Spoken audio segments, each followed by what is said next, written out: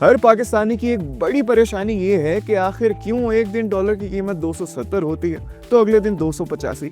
आखिर ये कीमत इतने ऊपर नीचे होती क्यों है और इसका कंट्रोल किसके हाथ में है? आइए इसे 3 आसान असूलों में समझने की कोशिश करते हैं। पहला असूल बिल्कुल सीधा है, डिमांड और सप्लाई का। जब पाकिस्तान को ज्यादा इंपोर्ट्स करनी पड़ती हैं जैसे तेल, गैस, खाम माल की, तो डॉलर की डिमांड बढ़ जाती है। और जब पाकिस्तान को एक्सपोर्ट से या बैरून मुल्क मुकीम पाकिस्तानियों से ज्यादा रेमिटेंसेस मिलती हैं तो डॉलर की सप्लाई बढ़ती है।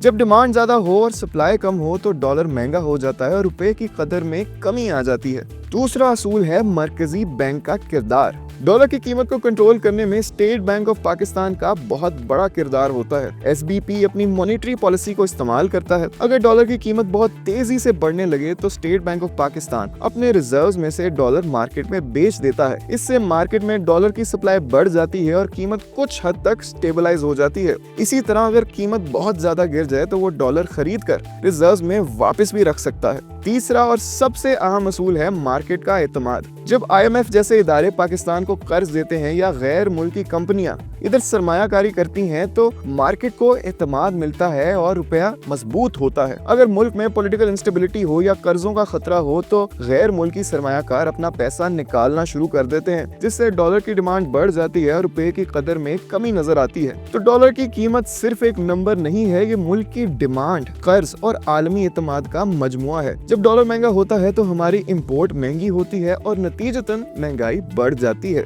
उम्मीद करता हूँ कि आपको अब समझ आ गई हो कि क्यों रुपए की कदर में इजाफा होता है और कभी कभी कमी भी आ जाती है।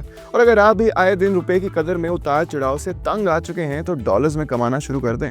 बचत ही बचत है।